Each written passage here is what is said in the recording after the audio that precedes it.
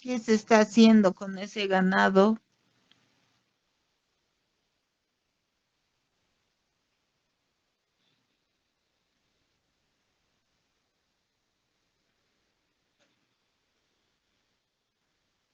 Se está haciendo un lavado ya del tracto digestivo por una piometra. Entonces ahí está colocando el suero, es el doctor Nayar, muy buen profesional que ya se fue a Santa Cruz, ¿no? Entonces él está haciendo, por ejemplo, un lavado de todo el tracto reproductivo debido a que este animal tenía retención placentaria y eso se ha complicado con una piometra. Entonces, acá se hace un manejo localizado, o sea, quiere decir que van a hacer el lavado localmente, pero también se aplica antibióticos de forma sistémica, ¿no? Posteriormente, por eso se dice que la inocuidad inicia en la producción.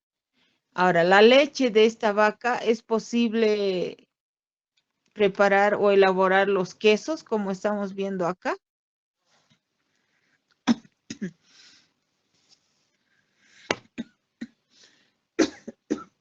¿Qué me dicen?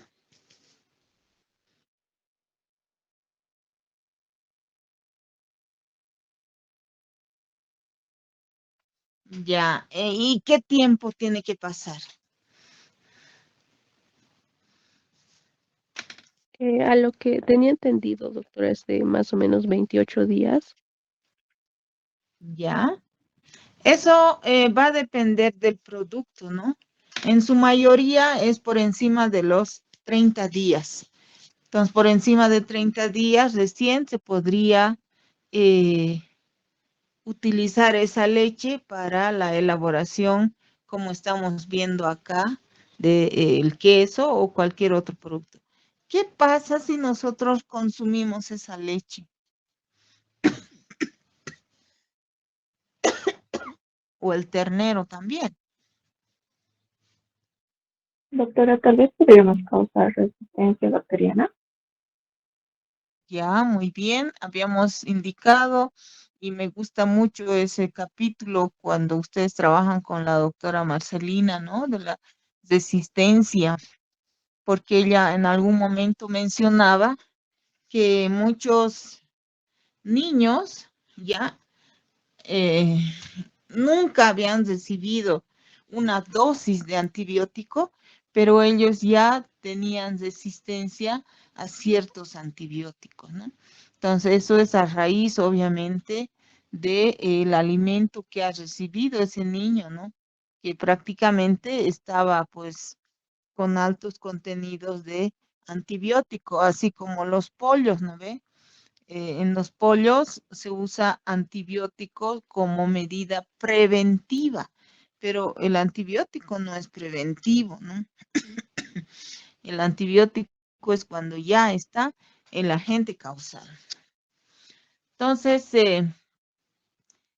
nosotros como veterinarios debemos ser responsables con eh, el uso de estos alimentos. Para evitar aquello, las pérdidas, porque en otros países ya sabemos que el gobierno va a resarcir esa pérdida, ¿no? De 30 días de leche que no va a vender, entonces el gobierno le devuelve esa plata, ¿no? Pero en Bolivia, ¿qué te van a devolver ni de medio litro? Entonces, en lo posible hay que evitar, ¿no?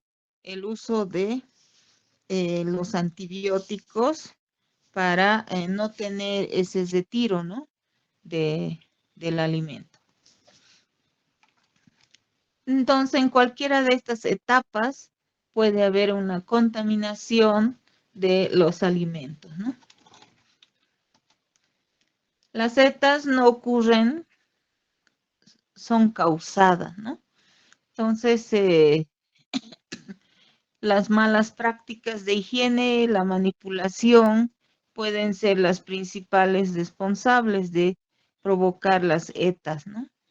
Ahí vemos, por ejemplo, como todas las medidas de bioseguridad, pero por el otro lado, la señora, digamos, vende con todas las precariedades, ¿no? Es de entender también la economía, así es en Bolivia. Mucho no se puede hacer, ¿no? Con la misma mano sabemos muy bien que va a agarrar el dinero y te va a servir también los alimentos, ¿no? Y por supuesto, el hecho del tema de infraestructura que afecta muchísimo, por ejemplo, en las vacas de ordeña, hay que ver esta infraestructura que esté más higiénicamente manejada, ¿no? Para evitar justamente la contaminación de los pezones. Del mismo modo, en los mataderos es donde más quizás se puede ver una mala manipulación de los alimentos. Ya aquí estamos viendo que todo este proceso, desde el faineo, aquí tenemos un pollo que seguramente ha muerto directamente de forma natural y lo han dejado acá con todas las paredes, como ven, ¿no? En la foto. Y asimismo se puede manipular con los embutidos, por ejemplo, que están realizando acá, ¿no? ¿Ya? Y sin las medidas de bioseguridad, ¿no? Y esto lo hacen todos, ¿no? Lamentablemente, ¿no? A veces uno dice, voy a comprar yo una salchicha de Estegue, que es más caro, pero eso no garantiza, ¿no? No garantiza las medidas de bioseguridad. Eh, en muchos de los casos, para evitar las setas, bueno, tiene que haber personal especializado, ¿no? Que conozca cómo es que se contaminan los alimentos de origen animal, obviamente, ¿no? Eh, También debemos cuidar que no sean portadores crónicos. Por decir, una persona con tuberculosis no podría trabajar en estos ambientes, ¿no? Tendría que tener una vestimenta adecuada y sobre todo tiene que recibir una capacitación constante, ¿no? De cuáles serían los riesgos de manipular inadecuadamente todo el procedimiento de el faineo, sobre todo de estos animales. En el caso de brucelosis, me agradó la mayoría de los que han respondido en el examen, lo han hecho adecuadamente. Sabemos que la transmisión puede ser directa a través de la cópula, ¿no? En el caso del toro y la vaca, ¿no? En algún momento les dije que era mejor evaluar al toro, ¿no? Porque ésta puede montar a más vacas o producir las pajuelas, ¿no? Entonces, por eso hay que trabajar muchísimo en animales machos. Más aún si estos han sido introducidos de otros lugares, ¿no? Entonces, dentro de lo que es las pruebas rápidas, las básicas tienen que hacer un test de brucela, ¿no? Para evitar o para garantizar que no haya contagio. Después tenemos de la vaca que va a contaminar algunos alimentos como los pastos, el agua, y eso a través de las envolturas fetales, las secreciones vaginales, ¿no? Esto va a llegar, va a ser consumido por ya sea el toro o las vacas, ¿no? Donde ese modo es el contagio por ingesta. Al hombre, ¿cómo llega? Por contacto directo e indirecto, ¿no? Por la ingesta de leche cruda y sus derivados. ¿Cómo se hace el queso? ¿Se hace hervir la leche para hacer queso?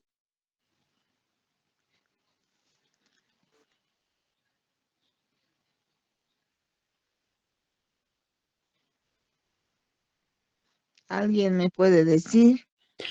Sí, doctora, creo que sí sé servir la leche para que se pasteurice. Ya. Hervir es a 80 y 100 grados, ¿ya? A eso nosotros le llamamos hervir, pero la pasteurización llega hasta 70, entonces no se hace hervir la leche.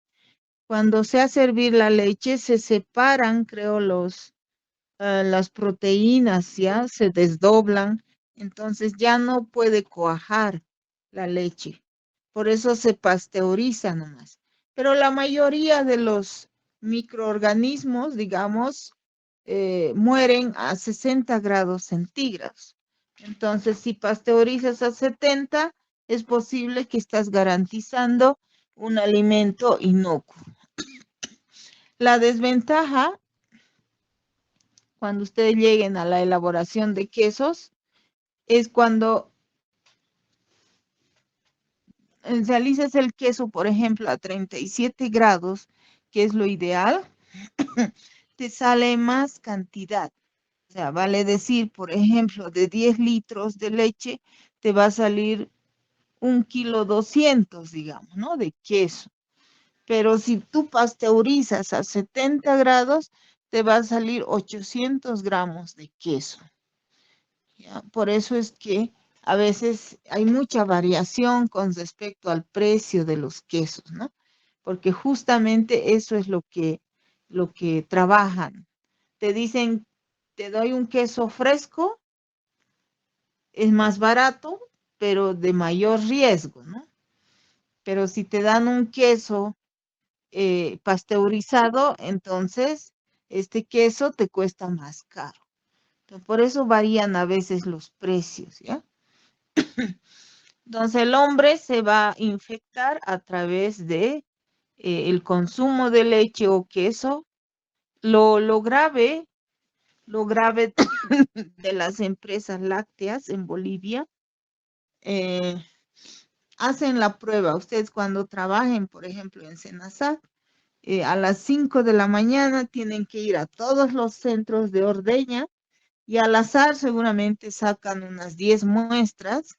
No sé, le tocó a don Juan, a don Pedro, a don Porfirio, qué sé yo, ¿no? A todos los que entregan leche, pero de eso, de 100 que entregan, digamos, a 10 hacen pruebas al azar, pero solo hacen mastitis, ¿no? Lamentablemente. Solo hacen la prueba de mastitis, pero la mastitis es menos agresiva que la brucela, ¿no?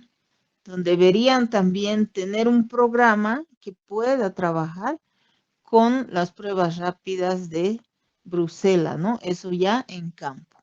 Entonces, hay que cuidar de aquello, ¿no? Y obviamente las personas se contagian por manipulación de los fetos o las secreciones, ¿no?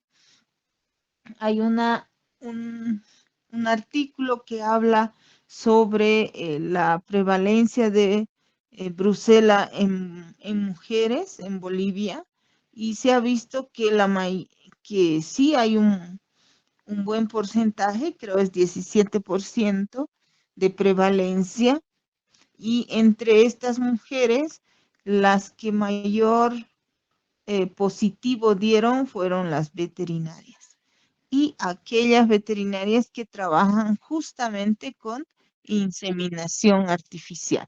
Entonces hay que tener cuidado, ¿no? Quienes se van a dedicar a este campo, que por cierto es bastante interesante. Hay otra enfermedad que es muy parecida a la brucelosis, que ya conocemos, es el Campylobacter, ¿no? Bueno, la bacteria que provoca también síntomas muy similares, ¿no? Eh, a la brucelosis. La misma también provoca abortos, ¿ya? Y ahí se tiene vía fecal, la contaminación y vía oral. La leptospirosis, como ya todos también conocen, esta va a ser por ingesta de alimentos contaminados con las heces y orina de los roedores, ¿no? Aunque ahora está muy de moda el antivirus, que también tiene la misma forma de transmisión. Entonces eso va a contaminar el suelo, el agua, que va a ser después ingerida por los animales, ¿no? Y del mismo modo, para el hombre, puede ser a través de la piel, de las mucosas y además de la ingesta. Entonces, mucho más agresivo la leptospirosis para humanos. La tuberculosis también sabemos que es una enfermedad crónica que sobre todo se manifiesta en zonas tropicales y sobre todo en personas inmunodeprimidas, ¿no? Ahí tenemos por vía erógena, eso es en su mayoría, vía entérica también en los terneros, ya al hombre por vía entérica en los productos lácteos, aerógena con menor frecuencia y puede pasar también a la reinfección en animales. O sea, por ejemplo, en el caso de los primates, es una de las enfermedades más comunes que se transmiten del hombre a los primates o viceversa. Ya, los monos son muy susceptibles a contraer esta enfermedad. Entonces hay que tener cuidado en los zoológicos. La salmonela, ya sabemos también, es a través de las heces que van a contaminar agua y alimentos. Y por ingesta, bueno, uno se puede contagiar, ¿no? La ingestión de alimentos de origen animal, eso. En el caso del huevo, ¿alguien me puede decir cómo se contagia la salmonela en el huevo?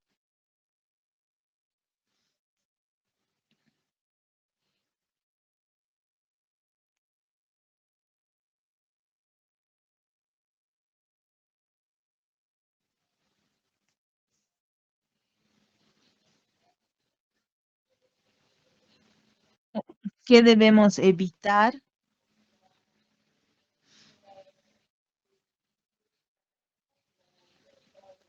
Tal vez, doctora, debemos evitar lo que es el contacto de heces contaminados, porque ya que el Ya. huevo tiene uno a través de los poros que tiene el huevo puede entrarse y contaminar. ¿Tú Doctora, alguna vez? Sí, sí, adelante. ay, perdón. Bueno, a lo que, bueno, vi hace tiempo, igual sería en lo que es la cáscara del huevo. Más que todo cuando estos salen, por eso también se hace lo que es la limpieza adecuada, ¿verdad? Porque Ujú. sale obviamente de lo que es eh, bueno, o sea, sale todo contaminado de lo que es heces fecales, entonces por eso también se tiene que hacer una correcta limpieza. Y también a la hora de consumirlo también tiene que estar bien cocido, algo así. Ya, pero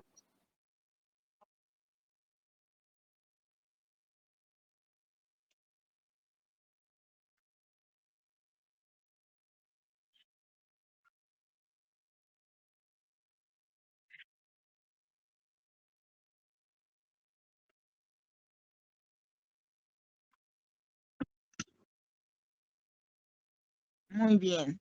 La salmonela, como ustedes ya lo han dicho, está presente en las heces, ¿no? Y normalmente, si ustedes algún momento deben ir también a apoyar, yo siempre les digo, ¿no? Allá, por ejemplo, a ayudar a los encargados de las gallinas de postura para ver cómo es en la realidad, ¿no? Entonces, lo que pasa es que hasta las 9 de la mañana hay un grupo de gallinas que ya hacen la ovoposición, ya la postura. Y a las 10 otro grupo, a las 11 y así sucesivamente. Pero hasta las 11 la mayor cantidad de las gallinas ya va a haber ovoposición. Entonces, nosotros debemos recoger los huevos a ese tiempo, ¿no? Yo les estoy poniendo un ejemplo. Cada granja tiene su propio manejo, pero si digamos nosotros no hemos recogido a las 9, a las 10 o a las 11, entonces va acumulando los huevos y las gallinas, por alguna acción, no sé cuál será la, la razón, ellas defecan en los huevos, todo lo defecan. ¿Ya? Entonces lo dejan pues totalmente con las heces expuestas ahí, ¿no? Entonces lo primero que hacemos nosotros es de coger esos huevos tan sucios, llenos de heces, y lo lavamos, ¿no? Como ha dicho su compañera Nicole, una vez que ponemos en contacto con el agua, abrimos los poros, ¿no? Y por ahí va a ingresar la salmonela o cualquier otro agente patógeno, sobre todo bacteriano. Entonces, por eso se debería evitar el contacto del agua con el huevo. ¿Ya? Entonces, esa es una forma de transmitir la salmonela. Doctora, Doctora, una consulta. Entonces, ¿qué pasa cuando tenemos el contagio de salmonela por las infecciones ováricas? Porque también tenemos que tener en cuenta de que hay gallinas que son portadoras de la salmonela, pero son asintomáticas. Entonces, estas van a contagiar directamente al huevo, en lo que es al liberarse la yema que va a ser en el ovocito y la bacteria va a quedar directamente atrapada en el vitelo. Así es, esa ya estaríamos hablando casi de una vertical, ¿no ve? Una transmisión vertical, que sí se da.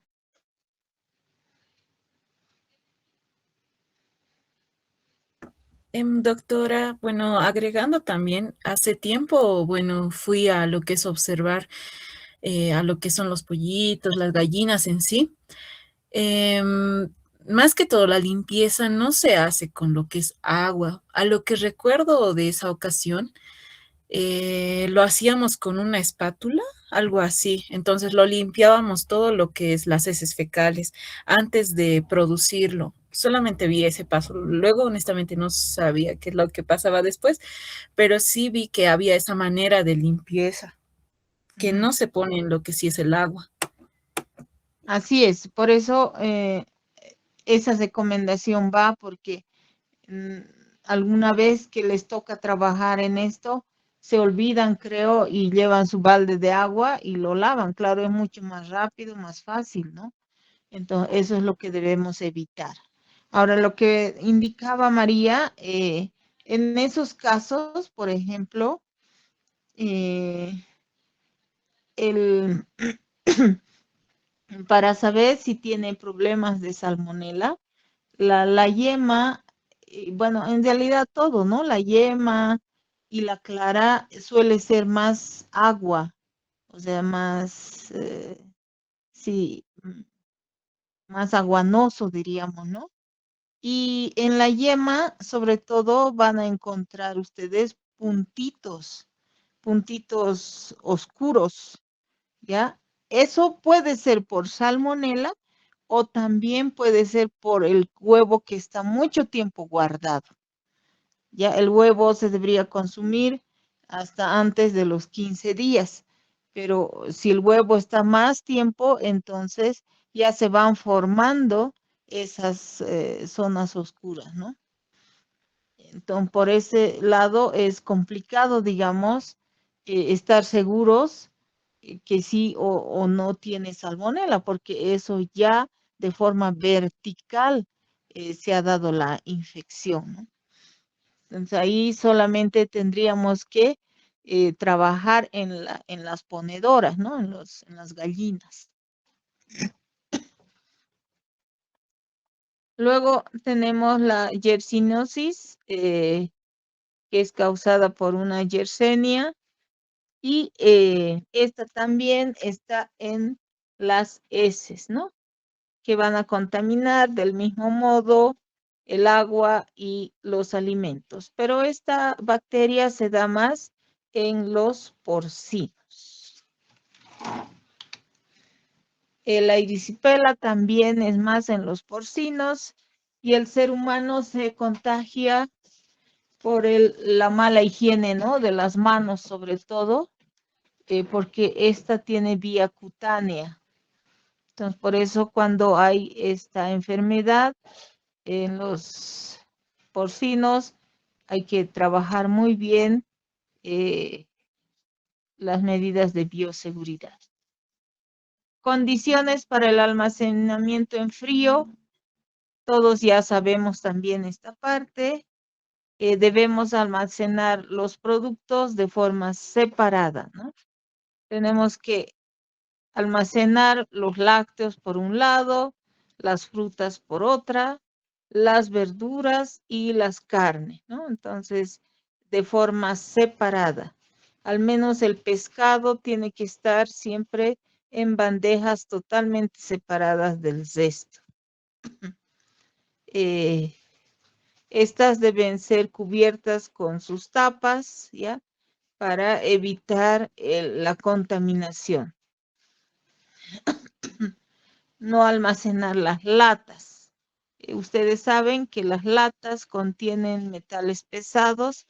Entonces, una vez que ustedes han abierto una lata de cualquier producto y no han consumido todo, tienen que vaciar a un envase, ya sea de vidrio o plástico, pero nunca dejarla en la lata, ¿no? Porque te va a contaminar con metales pesados. No almacenar alimentos calientes, eso también ya sabemos en los refrigeradores. No mezclar así, ¿no? Como vemos este refrigerador, tiene que estar siempre de forma organizada. En el caso del pescado y otras carnes, nunca utilizar bolsas negras, ¿no? Factores determinantes de las ETAs, el uso indiscriminado de aditivos, ¿no? Eso es uno de los problemas más grandes que tenemos, como el uso de los glutamatos, ¿no? Los pigmentos, los espesantes, bueno, hay tantas cosas ahora que perjudican todos los alimentos, ¿no? Y sabemos también que hay por categorías, ¿no? ¿Qué significa el rojo, el amarillo,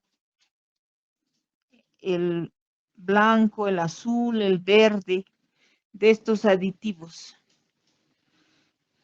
Con sus tapas, ¿qué nos indica eso?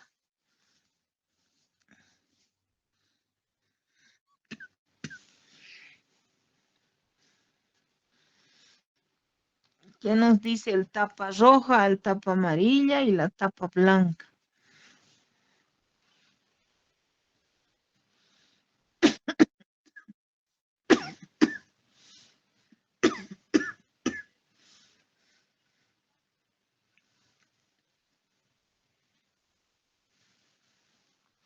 Eso es en todo, ¿no? En todos los productos químicos vienen siempre con esa clasificación, ¿no?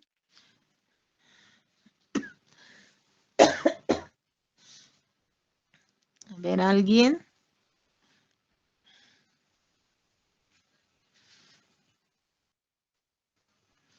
Bueno, todos sabemos qué es el grado de riesgo que tiene, ¿no?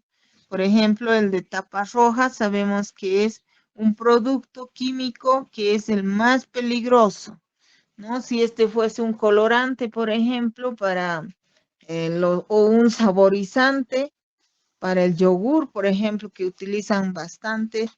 Entonces ahí tienes uno de tapa roja que te cuesta, por decir, 100 bolivianos, ¿no? Y este es un colorante. El de tapa amarillo es de menos riesgo y ese te cuesta 200 bolivianos. Y el de tapa blanca, que digamos sería el inocuo, que te cuesta 400 bolivianos. Entonces, en nuestra economía sabemos muy bien que todos los agroindustriales van a utilizar el de tapa roja, ¿no? Porque es mucho más económico y bueno, tal vez desconocen el efecto que pueda tener en los seres humanos. La utilización del agua potable, eso es cuestión de acostumbrarse, ¿no? Al tipo de agua, porque hay mucha gente, como estamos viendo acá en la foto, que ya está acostumbrado a consumir agua no purificada y ya tiene ciertas resistencias, sobre todo a la contaminación biológica. Ahí se tiene un cuadrito más o menos de infección alimentaria, ya tiempo de incubación, qué síntomas presenta, el tema de vómitos, cólicos, desintería, bueno, todas las alteraciones digestivas, ¿no? En algunos casos sí te va a dar un problema neurológico. Peligro, agente biológico, puede ser biológico, químico o físico, ¿no? Que contaminen los alimentos. Es la probabilidad de poder infestarse o infectarse de algún contaminante y cuál es el grado, digamos, de fallecimiento, ¿no? Dependiendo del caso. Y también ahí se saca porcentajes de mortalidad, de letalidad. Habíamos visto que en La Paz, por ejemplo, casi los alimentos son contaminados por agentes biológicos. Entre lo más relevante serían las virales y las bacterianas.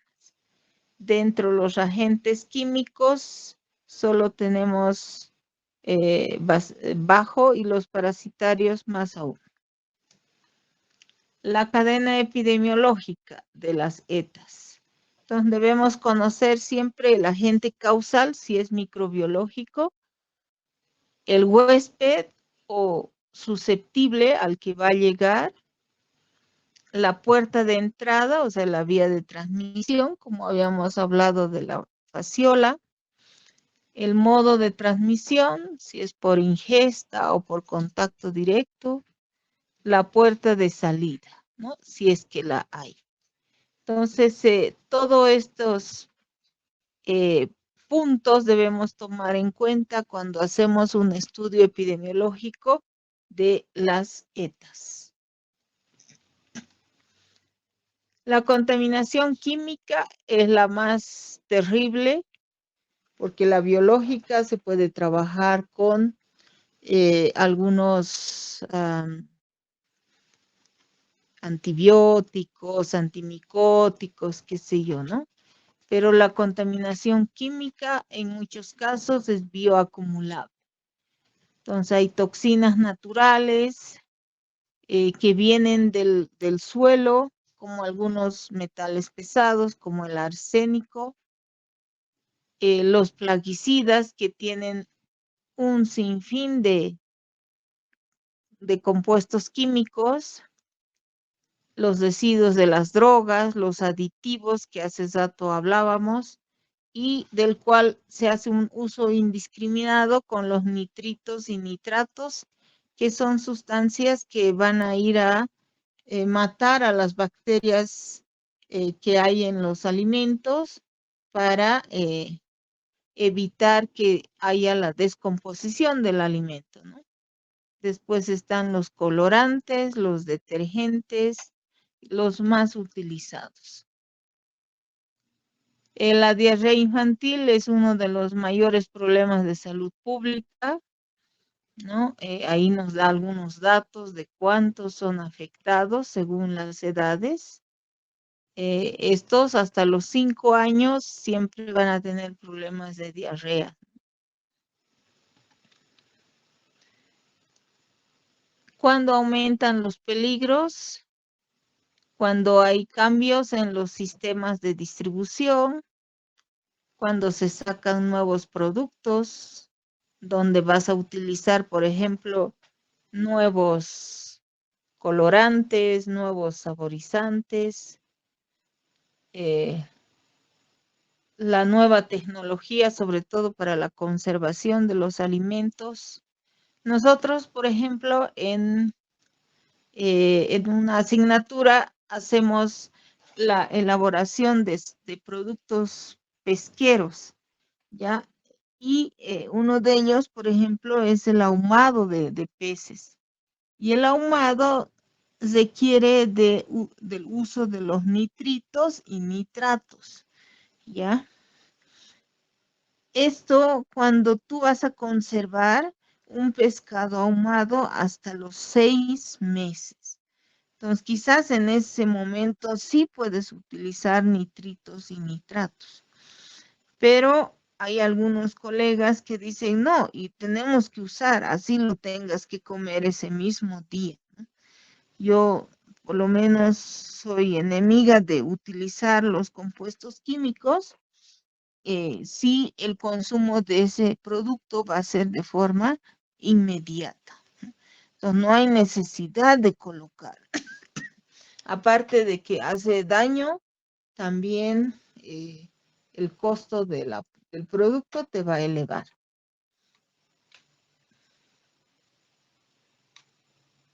Es mejor consumir los alimentos frescos, es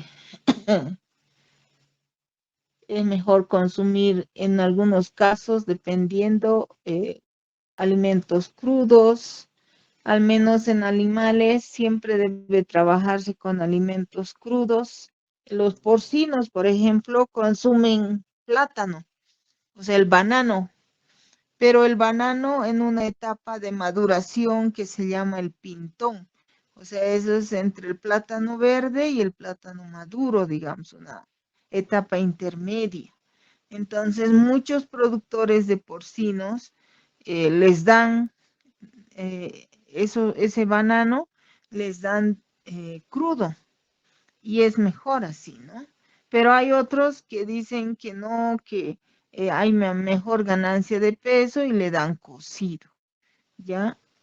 Tal vez pues, han de valorar la ganancia de peso, pero hay que valorar otros índices más como la conversión alimenticia, la calidad de la carne. Entonces son varios factores además, ¿no? Además, tú inviertes más tiempo en hacer cocer el plátano. Entonces son actividades que uno tiene que medir en campo. Mayor participación en el comercio, mejorar las técnicas de detección de algunos brotes, ¿no? Aquí, por ejemplo, mostramos diferentes productos de origen vegetal, pero tropicales, como el motacú, el coco, ya. Hay varias de estas que también contienen ciertos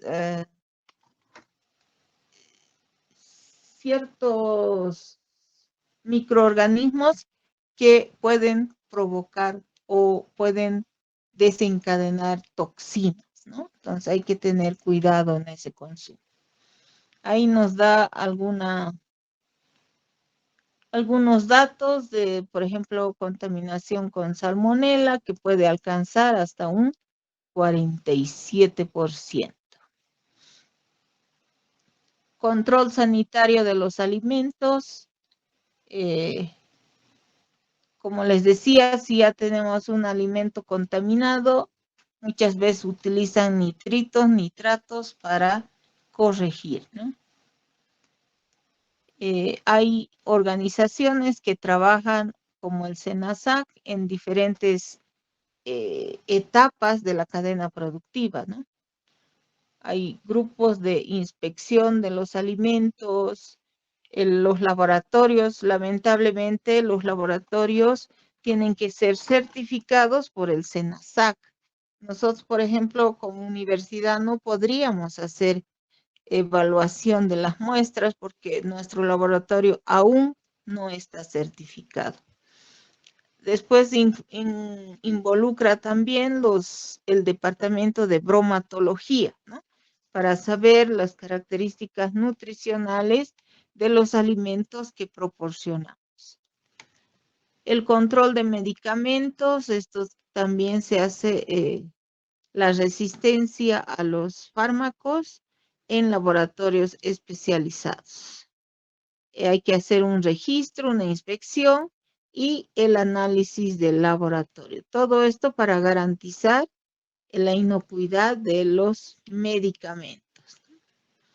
En cuanto, ya terminando, a los metales pesados, hay un sinfín de los mismos, pero los más relevantes es el arsénico, que puede provocar diferentes alteraciones, como estamos viendo acá, las manchas negras o rojizas en las manos, sobre todo, y en la palma del pie, ¿no?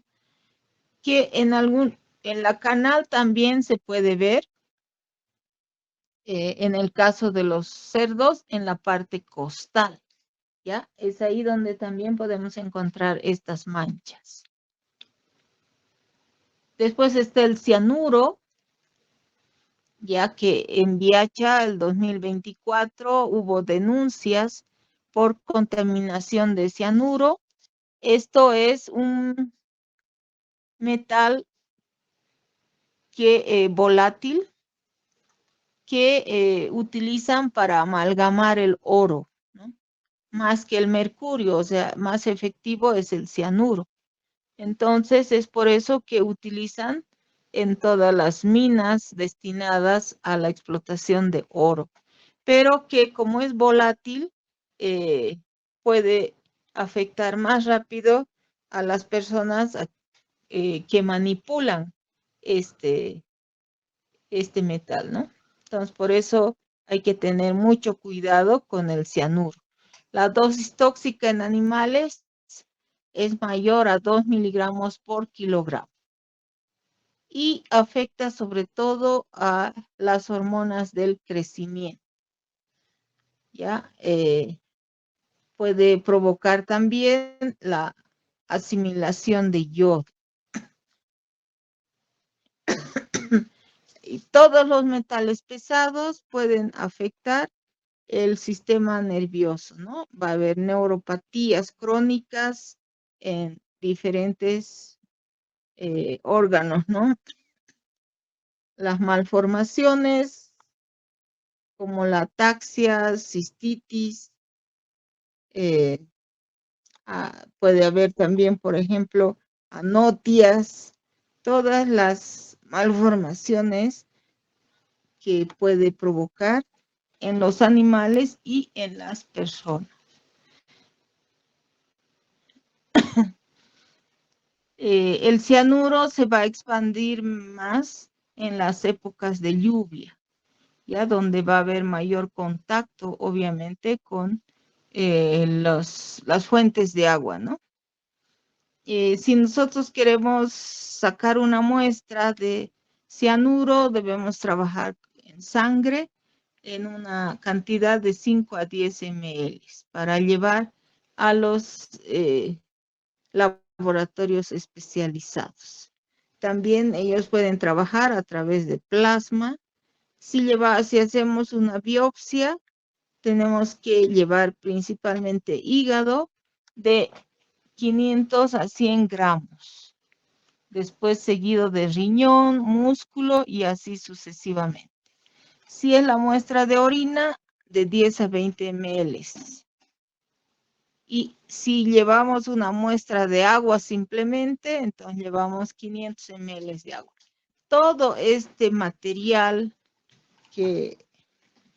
estas muestras que llevamos tienen que mantenerse a 4 grados centígrados, o cuando son muestras biológicas como hígado, tienen que estar congeladas como las pajuelas a 170 grados bajo cero o con nitrógeno líquido. Aquí, por ejemplo, se ha hecho un trabajo en Oruro, ¿ya? En estas comunidades ganaderas, tanto de bovinos y ovinos, ¿ya? Y se ha podido observar que estas regiones como Capilla, Copacabanita, ya Pasto Grande, todas estas comunidades han alcanzado niveles por encima de los valores normales, ¿ya? Todas estas que pasan de 2 son los ranchos que se ha reportado como contaminados por diferentes metales pesados. En ello está el cianuro, el mercurio, el arsénico, el plomo. ¿Cómo se ha hecho el trabajo? Se ha hecho muestras de sangre y también de heces, ¿no? A la vez se han trabajado también muestras de externas como la lana. Pero en algunos casos que se veía esa franja o esas manchas, por ejemplo, hemos tenido que comprar el ganado, ovino sobre todo, y hemos hecho el faineo para sacar las muestras tanto de hígado, de riñones, músculo y así sucesivamente. Entonces se ha trabajado en un grupo de animales, ¿no? Tanto jóvenes y viejos, uno para ver la bioacumulación de los metales,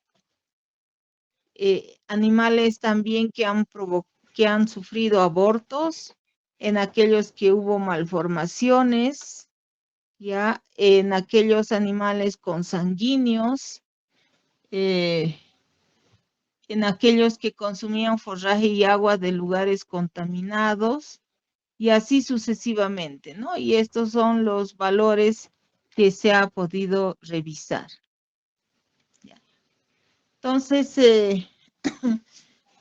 para hacer un estudio de contaminantes por metales pesados es el trabajo más arduo y es el más caro, ¿no?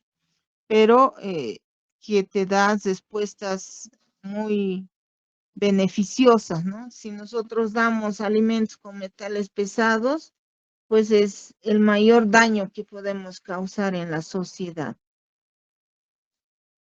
Y finalmente,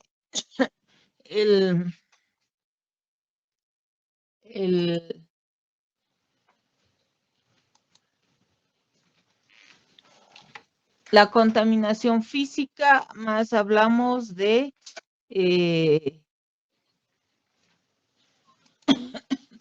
en la contaminación física se habla más del uso de la radiación que dan los microondas, ¿no? Esa radiación gamma, beta, esos son los mayores daños que podemos provocar en los alimentos. Es por eso que no se debería, ¿no? No se debería guardar los alimentos en el microondas.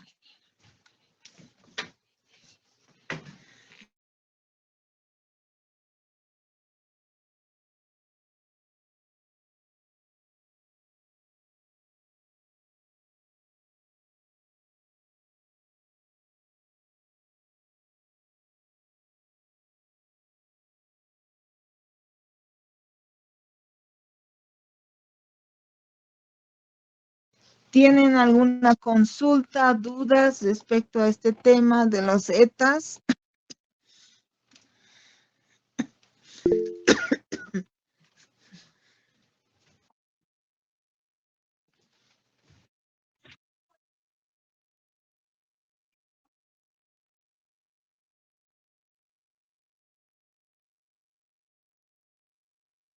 Sí.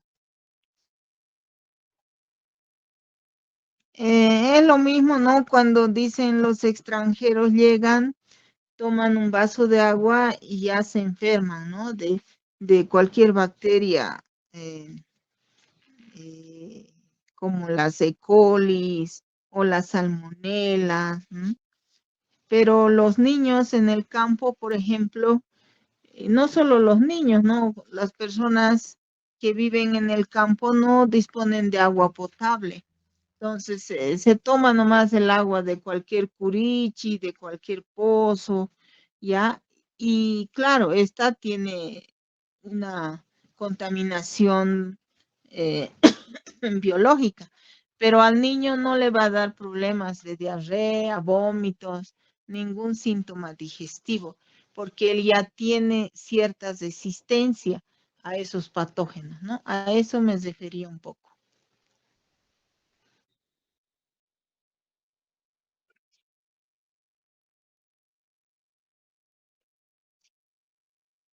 Sí, se dice que las bolsas negras pueden irradiar ciertas sustancias negativamente, más que una bolsa blanca, digamos, ¿no? Porque el plástico siempre va a irradiar algunas sustancias, pero a la vez también va a aumentar la temperatura. Entonces, cuando hablamos del negro, es la que va a irradiar esas radiaciones seguramente. Además, va a retener calor. Entonces, por eso se recomienda no utilizar bolsa negra para almacenar productos, ¿no? Peor todavía si se trata de carne y la de pescado.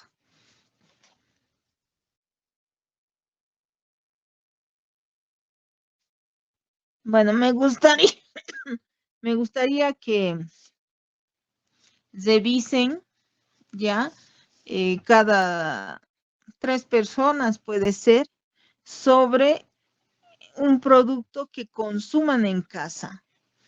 No sé, por ejemplo, qué sé yo, el arroz. El arroz, por ejemplo, la que viene de Santa Cruz, tiene un químico para conservar la semilla. ¿Ya? Utilizan un insecticida.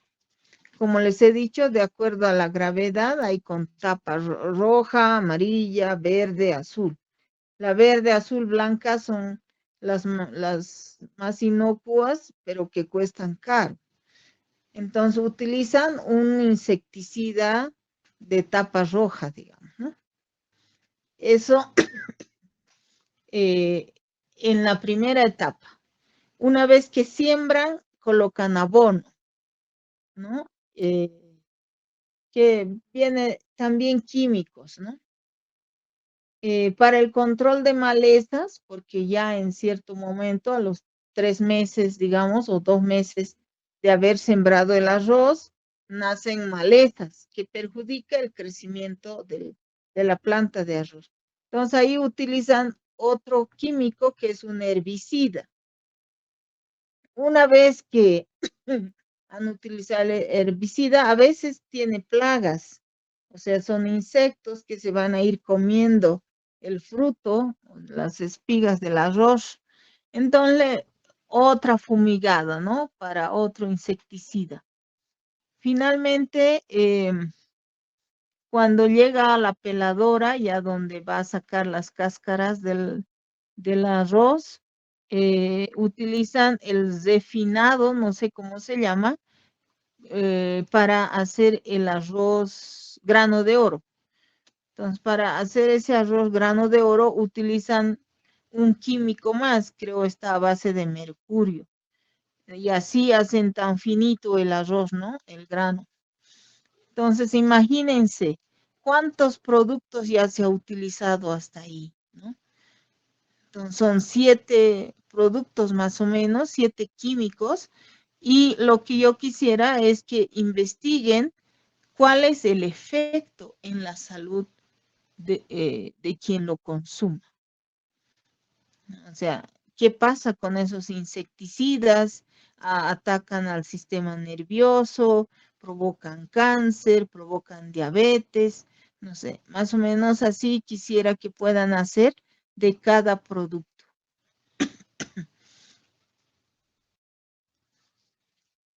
Bueno, un producto, ¿no? El que a ustedes les parezca, ¿no? Por ejemplo, podemos hablar del azúcar, podemos hablar del arroz, del tomate, la carne, el pollo, el huevo, todo lo que más se consume en casa, ¿no? O también podrían hablar de los contaminantes biológicos, ¿no? Quizás como la del huevo, ¿no? Hablar más sobre la contaminación por la Escherichia coli, no sé, o salmonela, o la contaminación por radiación que viene desde que viene desde los microondas, ¿no? ¿Qué rayos son las que están involucradas y cómo afecta al consumidor?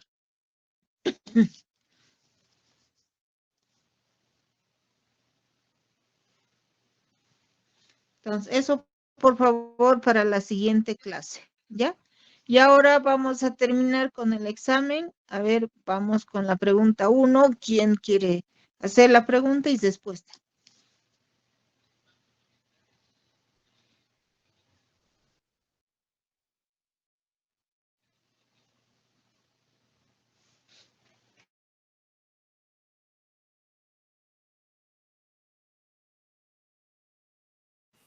Yo, doctora, ¿puedo empezar?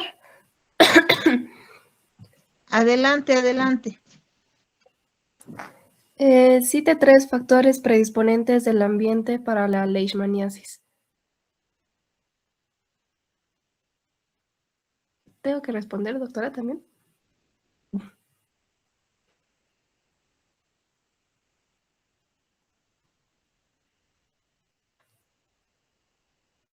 Sí, tienes que responder. Ya, bueno, yo respondí climas cálidos y húmedos, zonas tropicales y viviendas cercanas a bosques. Cuando hablamos de climas tropicales, ¿de cuánto estamos hablando? Eso siempre tienen que responder de ese modo, ¿ya? Porque, por ejemplo, no sé, a ver, Alto Beni, que tiene leishmaniasis a pecho, está a una temperatura de 25 grados. Puede llegar hasta 32, creo.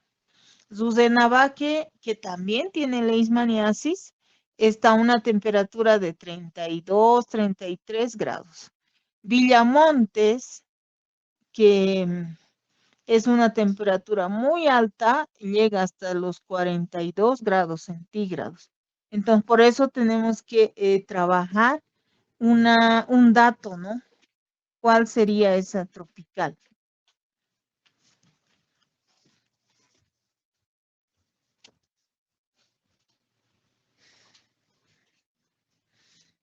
Con que en el examen hayan puesto 25 grados está bien, ¿ya? Porque eso es más o menos en el cual se desarrolla el vector también. Lo mismo cuando hablamos de humedad. La humedad es bien importante, está bien la respuesta, ¿ya? Pero esa humedad tiene que ser del 70%, ¿ya? O de 60 a 70%. A veces hay lugares que puede estar a una temperatura de 25 grados, pero una humedad de 40%, por decir. Entonces, en ese ambiente no se desarrolla el vector. Entonces, por eso es bien necesario que ustedes anoten los datos. Muy bien, pero bueno, si han puesto así, ya tienen su nota. Ya he calificado yo la mayor parte y, claro, he calificado de forma manual, ¿no? A ver, Lucía, ¿tu apellido? Pacheco. Pacheco, ya. ¿Quién más? Doctor, Yo, doctora. yo, doctor, el, A ver, Carolina. Ya, una pregunta creo que había respecto a lo que era sobre sobre la transmisión perinatal y explico un ejemplo, más o menos lo que ¿Ya? hacía la pregunta. Yo puse que es una transmisión perinatal, se refiere es cuando una enfermedad pasa de la madre a la cría, puede ser Ujú, durante la gestación o el parto o la lactancia. Por ejemplo, como usted decía, la brucelosis se puede transmitir mediante la placenta o la sangre o puede ser eh, mediante la leche. ujú. Pero perinatal estás diciendo. Sería Perinatal. de madre a la cría, durante la gestación, pero. Durante la gestación. A ver, ¿alguien quiere corregir? Doctora, yo sí eran como tipos de transmisiones verticales, ¿no? Y era la congénita, la perinatal y la neonatal. La que habla, compañera, es la congénita que se transmite mediante la gestación. La perinatal es mediante secreciones durante el parto. Ya, es durante el parto, ¿no? En ese momento que se está llevando a cabo el parto, en ese trayecto es donde se contagian, ¿no? O sea, pasa de la madre a la cría, ¿ya? Entonces, eso tiene que quedar bien claro. Ya, Carolina, ¿tu apellido? López Salgado. López. Ya, muy bien. A ver, con Dori Jocelyn. Sí, Doctora, doctora. esa fue la que Doctora, respondí. Ah, ya no era Ajata. Ajata fue la que respondí. Ya. doctora, ¿puedo seguir?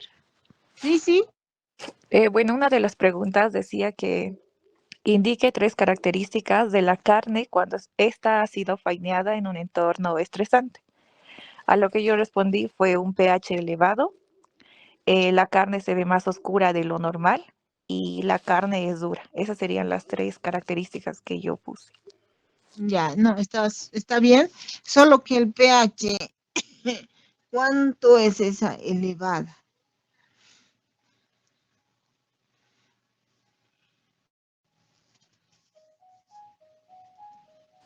Creo que 7, doctora. 6 a Ya. 7, creo. El pH normal de la carne es ligeramente ácido, ¿ya? O sea, varía eso de acuerdo a, digamos, a la especie, ¿no? Pero normalmente es ligeramente ácido por encima, diríamos de 6 a 7, ya en ese rango. Pero cuando pasa de 7, ustedes saben que el pH ya es alcalino, ¿no? Ya no es ácido. Entonces, cuando el pH es alcalino, entonces quiere decir que sí, ese animal ha sido faineado en un cuadro de estrés, ¿no? Eso normalmente sucede en mataderos clandestinos, como hay en Batallas, en muchos otros lugares del altiplano. Bueno, también en el oriente, en Palos Blancos, realmente la matanza de los animales es muy cruel, ¿no? Entonces, en ese sentido, sí.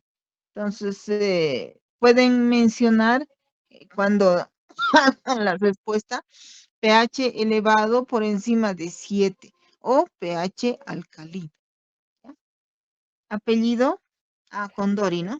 Sí, Condori Ticona Jocelyn.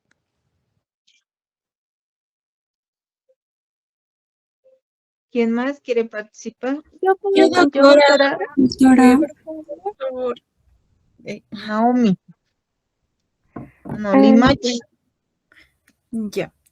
Bueno, había una pregunta que decía, el índice de mortandad refiere al número de muertos sobre el total de animales y la letalidad al número de muertos sobre el número de enfermos.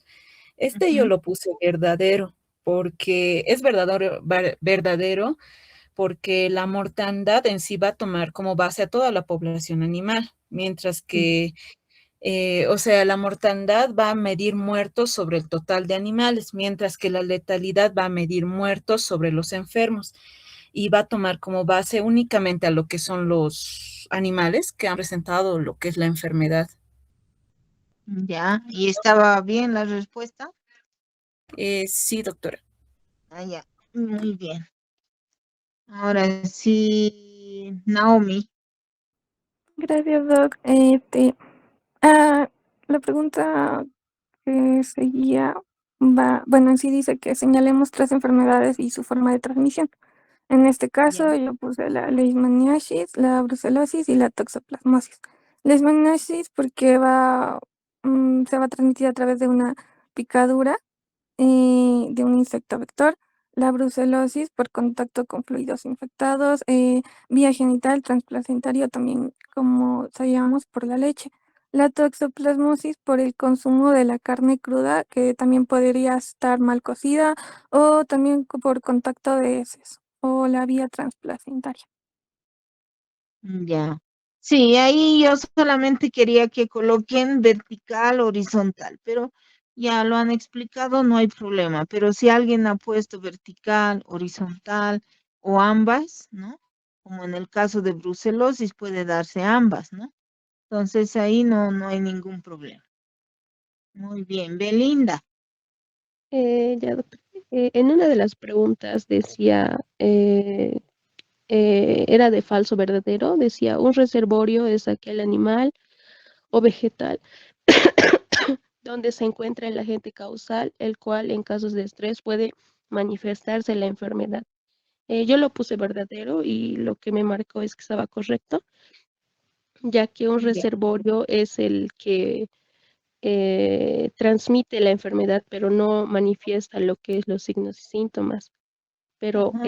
lo cual dice en la pregunta y a lo que investigué es que en casos de estrés o cambios ambientales, esta enfermedad sí va a poder manifestarse. Sí, es el caso bien característico, por ejemplo, aunque les había mencionado algo, es la leishmaniasis en los perros. Por ejemplo, si digamos un perrito tiene las heridas, las llagas, ¿no? En su nariz, por ejemplo, este viene a ser hospedero, ¿no? Porque está con la enfermedad. Pero en algunos casos, por acción del organismo de ese animal, desaparece. Desaparece la llaga, la herida que tiene en la nariz, ¿no? Entonces, probablemente su cuerpo ha reaccionado y ha logrado vencer a la leishmaniasis. Entonces, cuando eso sucede, ya se convierte en un reservorio. Entonces, eso, por eso hay que tomar en cuenta, digamos, el comportamiento que tiene cada enfermedad. Entonces, puede que en algún momento sean reservorios, como los felinos, por ejemplo, son reservorios del COVID, ya los jaguares, por ejemplo. Pero cuando entran a un proceso de estrés, se manifiesta la enfermedad. Entonces, cuando se manifiesta la enfermedad, deja de ser reservorio, ¿ya? Y se convierte en hospedero. No sé si eso se entiende.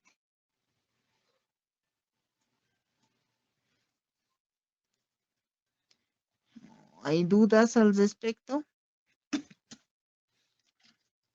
Ninguna. Vargas. Doctora, la pregunta dice, para disminuir la prevalencia de hidatidosis, ¿es necesario realizar campañas de desparasitación en los bovinos que van al matadero? La respuesta que puse era falso, porque principalmente los bovinos van a ser hospedadores intermediarios y no van a eliminar los huevos del parásito. En sí, la desparasitación vendría a ser más por los perros, los cuales llevan el hospedador definitivo, que era, creo, el Echinococcus granulosus, y ellos son los que van a eliminar los huevos en las heces. Muy bien. Eso me alegra que estemos siempre encaminados en lo que es correcto, al igual que la cistercosis, ¿no? Muchas veces yo les digo, llévense frasquitos para tomar muestras de heces de los porcinos para evaluar cisticercosis. Y no, pues no, la realidad es que, como ya lo has dicho, es un hospedero intermediario. Entonces, el definitivo es el hombre, ¿no? Por lo tanto, lo que sí nosotros podemos hacer es una evaluación de los músculos en la cual se encuentran estas fases larvarias, ¿no? Que son los cisticercos. A ver, ¿quién más ha levantado la mano? María José.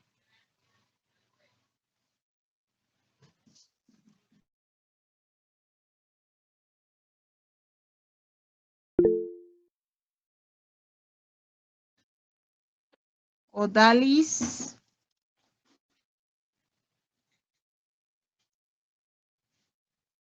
Sí, Doc. Doc, ¿me escucha? Ya. Sí, adelante, Eh, adelante. lo de señalar tres enfermedades y su forma de transmisión, no he leído muy bien y solamente he puesto las tres enfermedades, pero no he puesto su forma de transmisión, Doc. Vale medio punto por lo menos. Ya. Sí, sí, vale, vale, vale. Es que A pensé que ver, teníamos poco tiempo.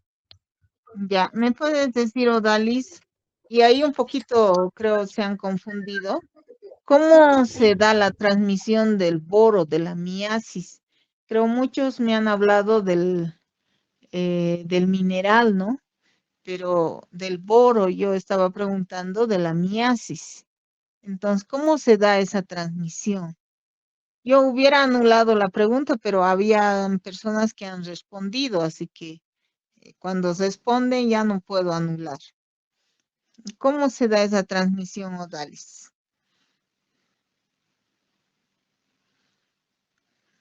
Porque si vamos a participar en Sapecho, bueno, no sé cómo van las cosas también.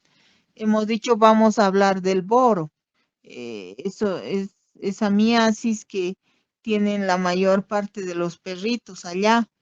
Entonces, ¿cómo se transmite esta enfermedad parasitaria?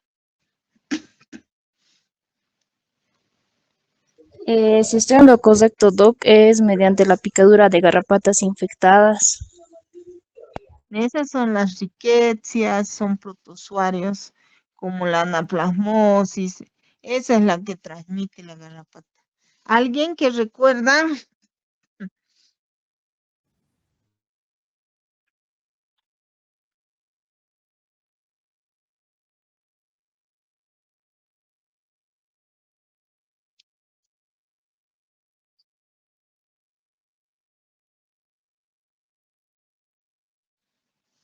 Ya, muy bien. Apellido. Ya. Así es, ¿no? Esta es una mosca. Es que eso les pregunto porque incluso algunos veterinarios dicen, ay, esa mariposa, ese es el boro, dicen, ¿no? Entonces, si así fuese, la larva, la larva del boro, cuando ya ha cumplido su tiempo en el músculo, cuando ya sale a la superficie, debería ser una mariposa, pues, ¿no? Si ese es el boro. Pero no es así, es una mosca. Ya, como bien lo ha dicho su compañera, la mosca deja sus huevos en otros insectos. Y una de ellas es justamente las mariposas nocturnas. En ella deja los huevos. La mariposa puede ir directamente al perrito, se posa en el perro y ahí deja caer los huevos del boro. Y así es como ingresan a la piel, ¿no? En el caso de los humanos, la mariposa se va a la ropa, ¿ya? A la ropa que a veces dejamos secando. Son crepusculares estas mariposas. Entonces, más o menos 5 o 6 de la tarde, ahí van a salir ellas recién, ¿no? Entonces, cuando en ese momento tu ropa está secando, ahí se posan las mariposas y te dejan los huevos. Y cuando tú te colocas la ropa, entonces ya va a dejarte los huevos en la piel, la cual van a ingresar. Ahora, todo este proceso también solo se da en animales que están inmunodeprimidos, ¿no? En animales que están con buena condición física, difícilmente que te pueda infestar un boro. ¿Ya? Pero eso es, ¿ya? Por favor, tomen en cuenta cómo es la transmisión del boro, que es la dermatobia. ¿Quién más? Yo, doctora, bueno, quisiera responder otro más. En sí, la Sí. pregunta decía, el vector biológico es el que transporta al agente causal de un lugar a otro. Este yo lo puse falso, porque en sí, de lo que estaba, bueno, el concepto que estaba dando era del vector mecánico, no del vector biológico. Ya.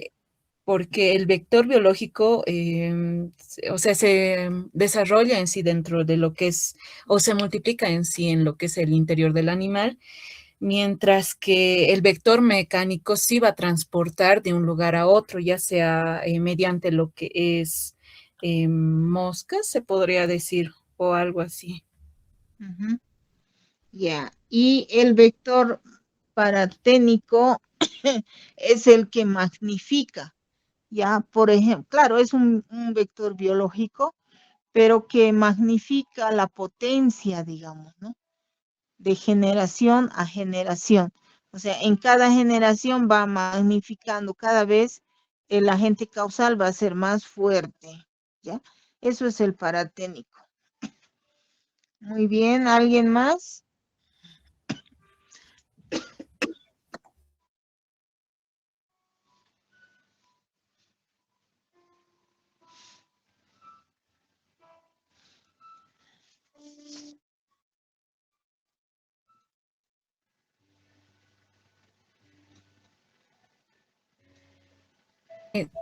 Doctora, tal vez, bueno, hay otro igual que dice la toxoplasmosis se transmite de forma lateral en la etapa neonatal cuando se da el consumo de calostro y esto era falso porque en sí, bueno, a lo que explicó en lo que son las clases, lo que tiene que ver con lo que es el calostro es más que todo lo que se daba con otras patologías, no, no de la toxoplasmosis.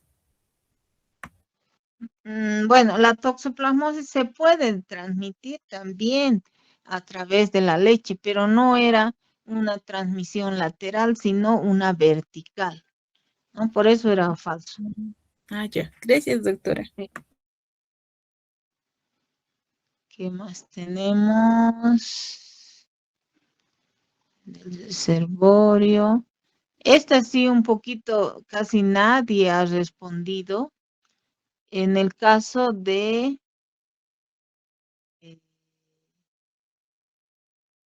esta pregunta, a ver.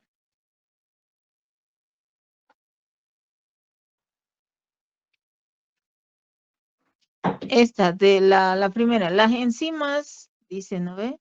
Cápsulas y proteínas son factores predisponentes del hospedero que favorecen la aparición de una enfermedad. ¿Eso es del hospedero? No, doctora, eso era falso porque lo que nos está diciendo es del agente causal y no del hospedero.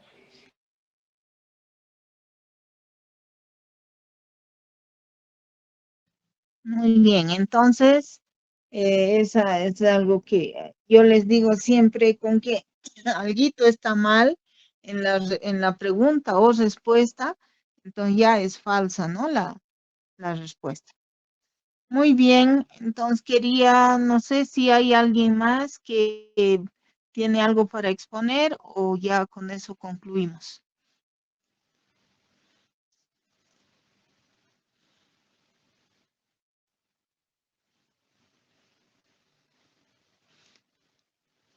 Ok, me gustaría que en el tiempo que queda, como les dije, cada 3 personas pueden hacer de un producto o quizás quieran hacer individual, pero máximo de 4, ¿ya? En grupo de 4.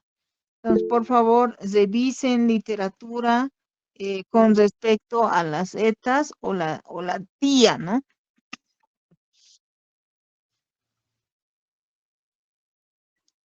Eso, por favor. Y también vayan, tal vez, quizás los que ya tienen artículos, poder ir pasándome, ¿no? Para que pueda revisar de a poco, ¿no? Porque al final nomás va a ser, todos van a querer que revise sus artículos. Entonces, los que ya tienen hasta donde hayan avanzado, entonces tendrían que pasarme para que vaya revisando, ¿ya? No olvidemos que en los artículos tiene que haber también una parte de estadística, ¿no? El coeficiente de variación tenemos que sacar para ver si nuestros datos son confiables o no. No sé qué corresponde, un chi cuadrado tal vez, o corresponderá a una nova.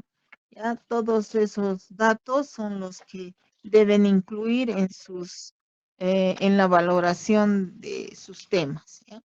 Entiendo que va a ser la primera semana o la última semana de este mes, ya las exposiciones. No sé cuándo será el examen final, pero días antecitos a ello va a ser las exposiciones de su artículo, ¿no? Y ya dije los que han sido aprobados por la revista, entonces ya nos dan el examen final. Entonces, por favor, en este tiempo que queda todavía, vayan organizándose esto y la tarea que es para la próxima semana. ¿Alguna consulta? Doctora, buen día. Perdón, ¿podríamos exponer con mi compañera? Sí, adelante, adelante.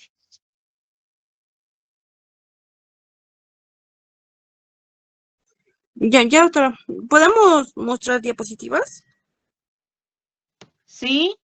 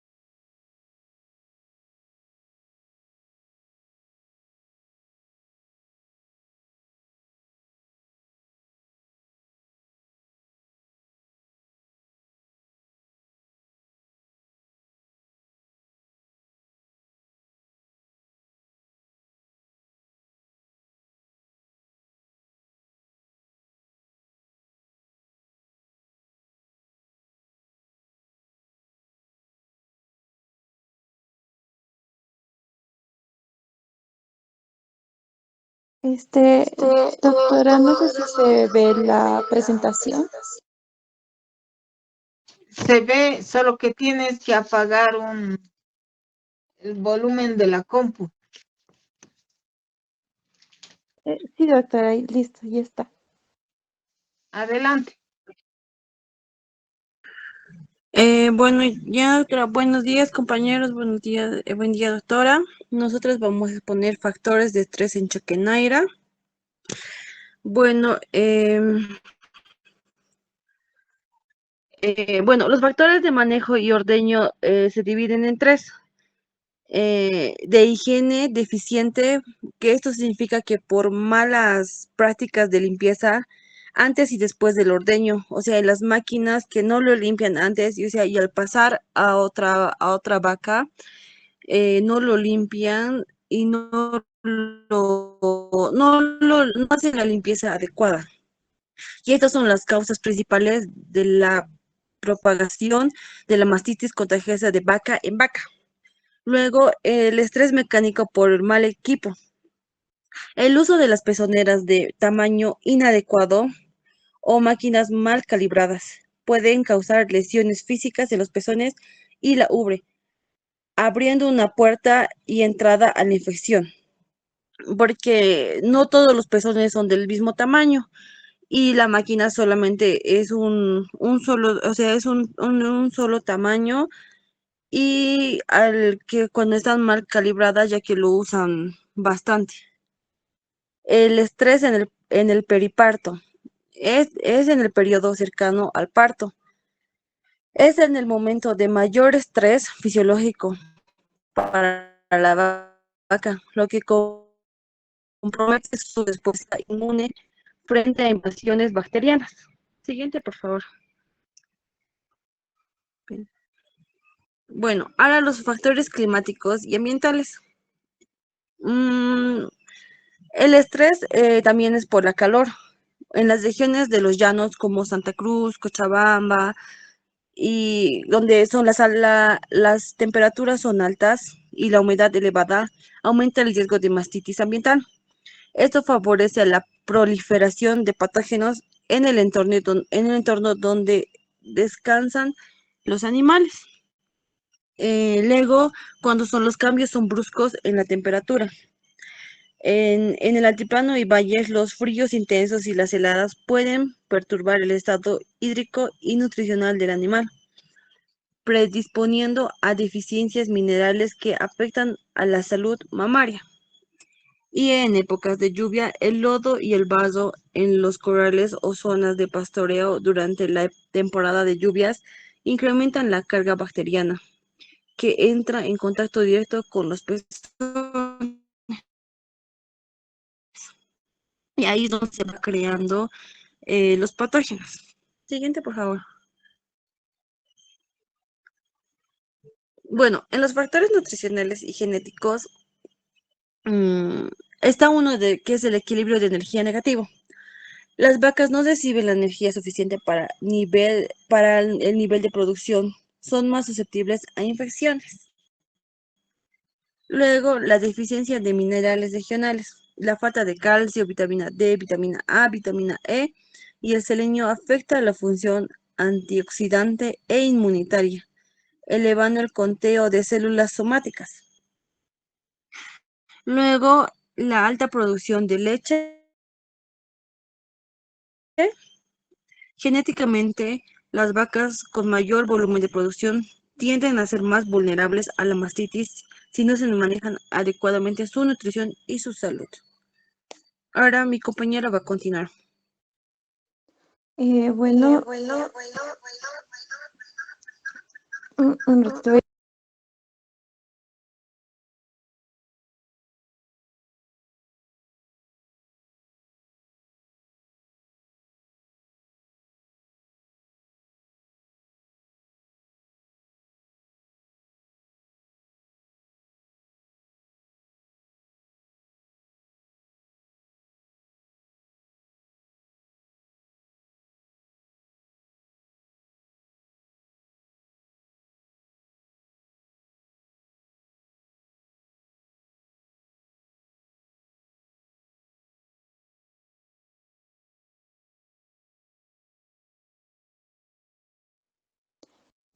Ahora sí.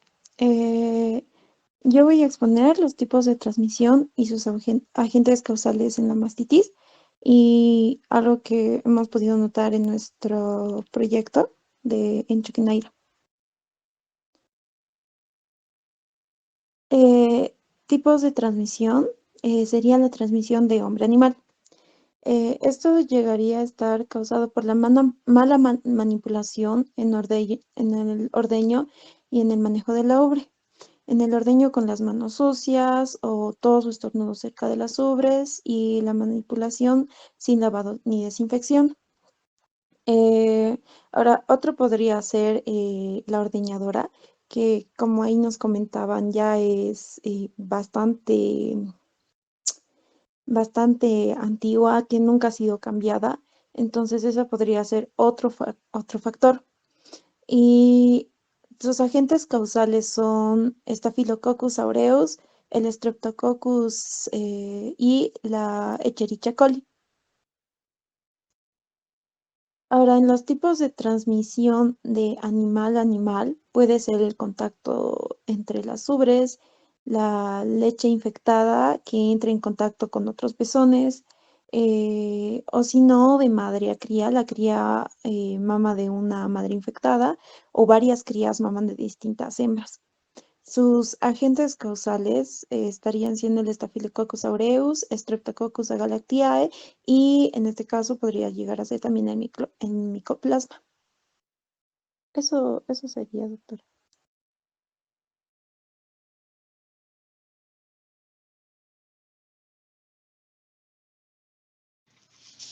En el caso de, ¿qué harían ustedes con el problema de los pezones? Bien claro han dicho de que las pezoneras son universales, pero lo que aquí varía son los pezones en las hembras, en las vacas. Entonces, ¿cuál sería la solución? Doctora, yo creo que sería en sí ya cambiar el ordeñador o eh, el ordeño manual, pero a como sabemos nosotras, no hay muchos trabajadores allá.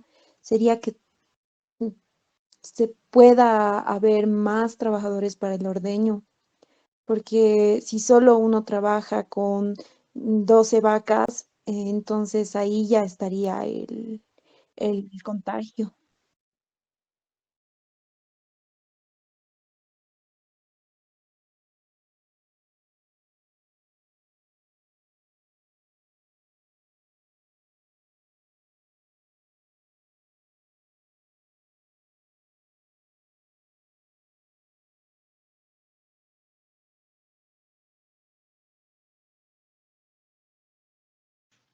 ¿Cuánto de leche producen?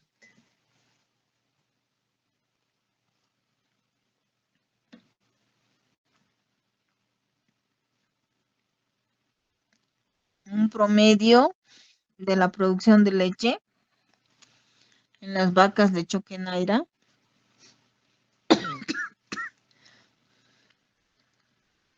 Si no me equivoco, doctora, es 10 litros Ya, por está ordeño. bien. Entonces, un promedio de 10 litros. Lo mínimo, De lo 10 mínimo. Sí, de 10 a 12 litros. ya, bueno, eso es mejor todavía porque han dicho es 8 litros. Entonces, el promedio mínimo, bueno, no el promedio, la producción mínima tiene que ser de 13 litros por vaca día. Entonces, el promedio en Choquenaira es de 10, digamos, ¿no? Estamos por debajo de lo normal. Y eso es debido a dos factores principales. Uno es la genética de las vacas y la otra es la alimentación. En cuanto a la genética, hay ubres deformes, hay pezones pequeños, grandes, o sea que no están acorde a las ordeñadoras, a las pezoneras. Si compramos otra ordeñadora, va a ser lo mismo en ese sentido. Igual las vacas se van a estresar. ¿Por qué? Porque las pezoneras son universales.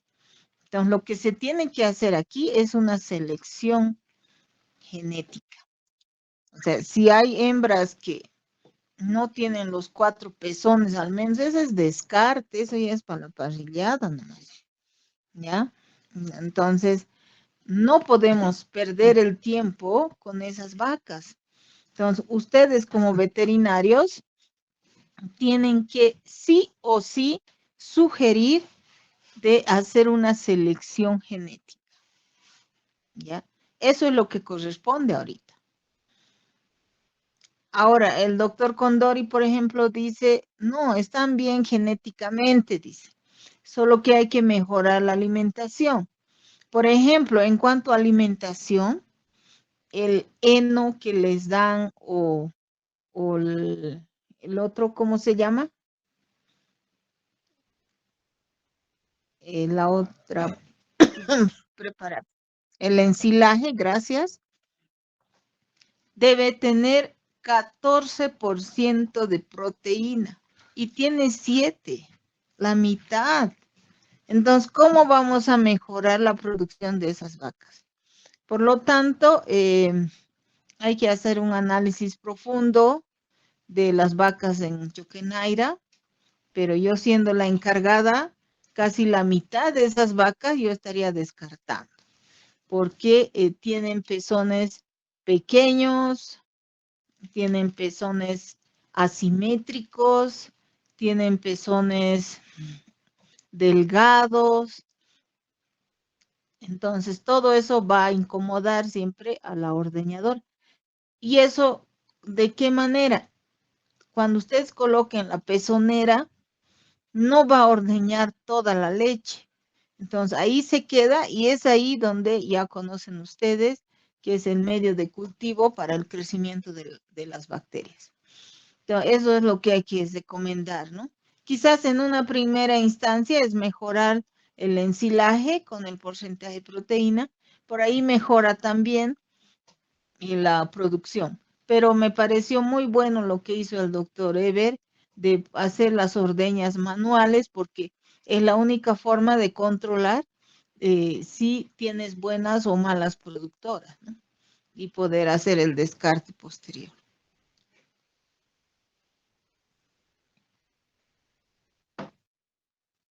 ¿Alguien quiere aportar algo más?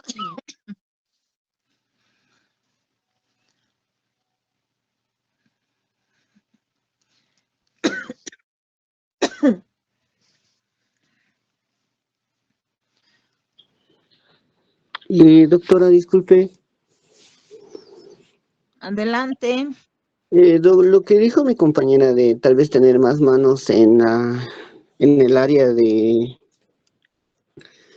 para sacar leche, tal vez eso yo creo que está un poco mal, porque según yo recuerdo, a lo mucho tendrían que estar 2 personas ahí, porque si no puede haber más contaminación o puede haber otro tipo de contaminación ahí adentro si es que hubiera más de 2 personas, a lo que sé, o a lo que me recuerdo. En realidad, con el tema de la ordeña, la vaca se acostumbra a un trabajador. O sea, esa vaca no se va a dejar ordeñar con cualquier persona. Entonces, en ese entendido, hay que tener más personal que esté ya acostumbrado con la vaca, ¿no? De ese modo va a evitar el estrés, porque sí, tienes razón, cuando van a entrar, no importa si entran 5, pero que ya las vacas están acostumbradas a esos 5. Porque si van a entrar hoy día 5, mañana otros 5, pasado otros 5, ahí sí se va a estresar porque la vaca ya está acostumbrada a qué, a los olores, a la voz del trabajador o del ordeñador, y está acostumbrado sobre todo a la mano, porque la mano no de todos tenemos la misma práctica. Unos podemos apretar muy fuerte el pezón, otros podemos hacerlo muy despacito y hacemos una especie de cosquilla. Entonces la vaca, pucha, se molesta bastante. Entonces, cuando la vaca ya está acostumbrada a tu forma de ordeña, entonces no tiene ningún problema, ¿no? Pero sí, el ordeñador tiene que ser una persona especializada y que sobre todo ya esté acostumbrada con el ganado. Y finalmente, en el tema de las ordeñadoras prácticamente no las limpian. O sea, cada mes creo deberían hacer todo un proceso de desinfección por toda la tubería que ustedes han visto, ¿no ve? Entonces tienen que desinfectar todo eso, ¿no? Pero creo acá desinfecta al año una vez, ¿no? Cuando debería ser al mes una vez. Entonces, esos son algunos de los problemas importantes ahí en Choquenaira. Y algo que han dicho sus compañeras con respecto a la nutrición, ¿no? Puedes tener una buena vaca, puedes darle un buen alimento, pero si no tiene los requerimientos de vitaminas y minerales, es mejor olvidarse de la producción de leche, ¿no? Y lo han mencionado muy bien, las vitaminas A, D y el selenio, sobre todo, ¿no? Para que mejore la producción. Y también el ciclo de las células sexuales, ¿no? Por ejemplo, una vaca después del parto, 2 meses después, tiene que entrar en celo. Pero si no entra en celo en esos 2 meses, quiere decir que tiene una deficiencia nutricional y más aún de vitaminas y minerales.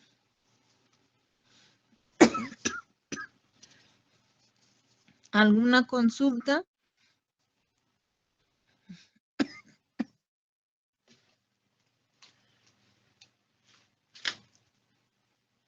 ¿Alguien más va a exponer? Sí, doctora. Adelante, adelante. Ya.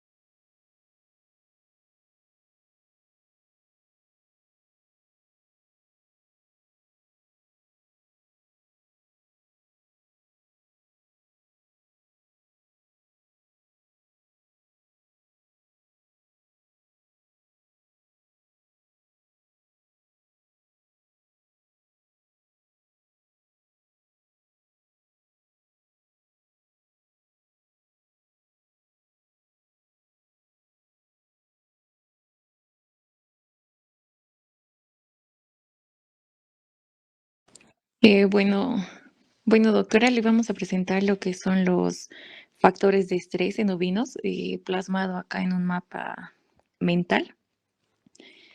Bueno, en este mapa mental podemos observar los principales factores de estrés en ovinos. El estrés ocurre cuando el animal enfrenta situaciones que pueden superar su capacidad de adaptación, afectando su bienestar, salud y productividad. Me gustaría que por favor me siguieran mediante los subtítulos que están enumerados mientras yo les voy explicando. Bueno, primero están los factores ambientales. Las temperaturas extremas, tanto calor como frío, producen estrés térmico en el animal. Por decir que el calor excesivo puede provocar golpe de calor y el frío intenso puede causar hipotermia en el animal. Además de la humedad y las lluvias favorecen enfermedades y problemas podales. Como segundo punto tenemos los factores nutricionales. Bueno, una alimentación insuficiente provoca deficiencias de energía, proteínas, vitaminas y minerales en el animal.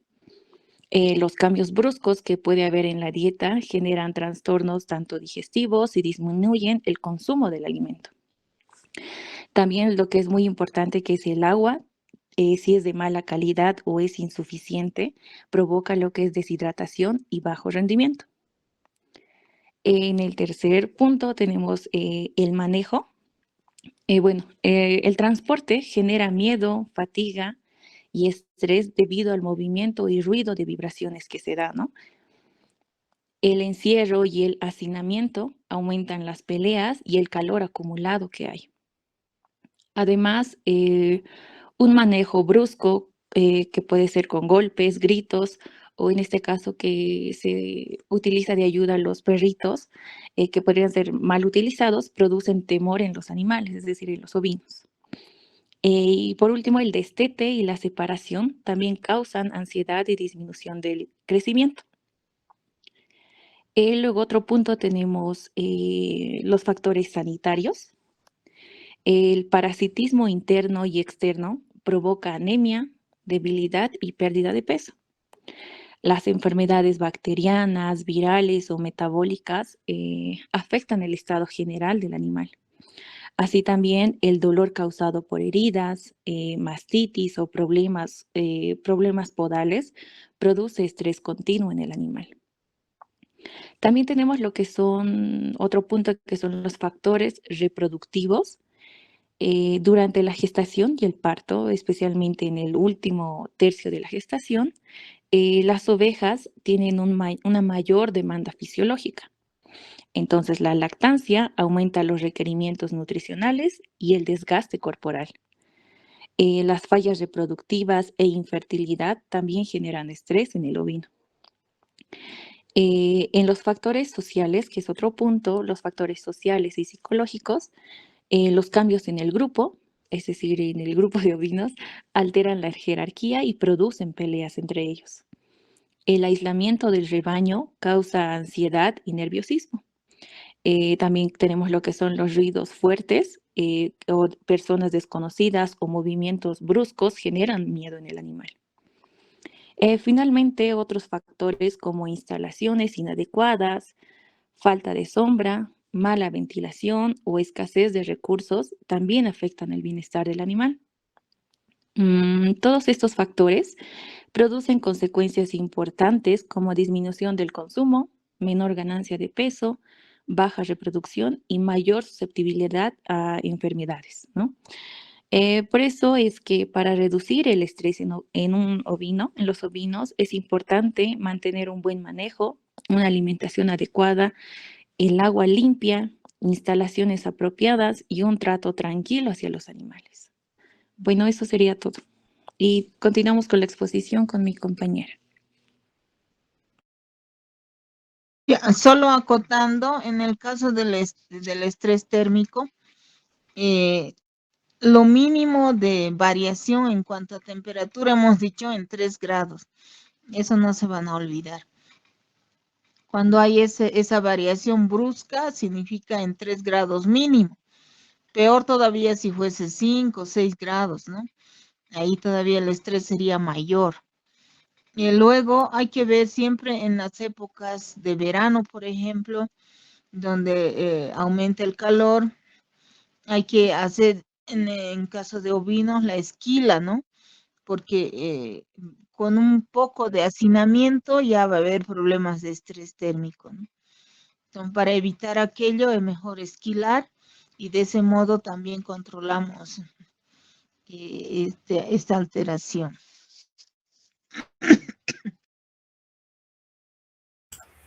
Buenos días, doctora. Buenos días, compañeros. Les voy a explicar acerca del ciclo de transmisión de la fasciola hepática. Es un parásito que afecta principalmente el hígado de los ovinos y causa una enfermedad llamada fasciolosis. Todo empieza cuando los animales infectados eliminan huevos en sus heces. Estos huevos caen al suelo, especialmente en zonas húmedas o con agua. Luego, cuando los huevos llegan al agua, se desarrollan y liberan una larva llamada miracidio que necesita encontrar un hospedador para sobrevivir. Ese hospedador es un caracol de agua dulce donde el parásito entra y se multiplica dentro del caracol, pasa por varias etapas hasta convertirse en cercarias. Después, las cercarias salen del caracol y nadan en el agua hasta que se adhieren a plantas acuáticas. Ahí forman quistes llamados metacercarias, que son la forma infectante. El ovino se infecta cuando come pasto o bebe agua contaminada con estas metacercarias. Una vez dentro del animal, las larvas viajan hasta el hígado, donde crecen y se convierten en parásitos adultos. Finalmente, estos adultos producen huevos que salen otra vez en las heces, cerrando el ciclo. Lo importante es que este ciclo depende mucho del agua y de los caracoles, por eso se previene evitando zonas húmedas y controlando estos animales. Eso es todo, gracias.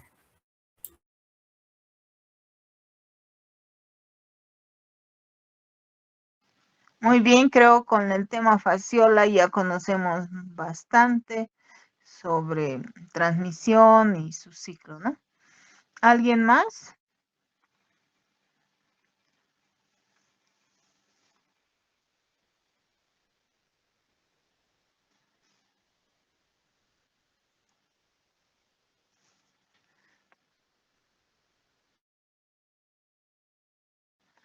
Bueno, si ya no tenemos más, entonces nos estamos viendo la próxima semana. No se olviden su tarea. Y más tarde les pasaré sus calificaciones. Cualquier reclamo que tengan, no duden en hacerme llegar. Perdón, doctorita, ¿nos anotó los nombres de las que acabamos de exponer? Sí, he anotado con Dori. Sí, con Dorothy, con Jocelyn y Mamani Aruquipa Carol. Ya. Sí, Muchas Carol. gracias, doctora.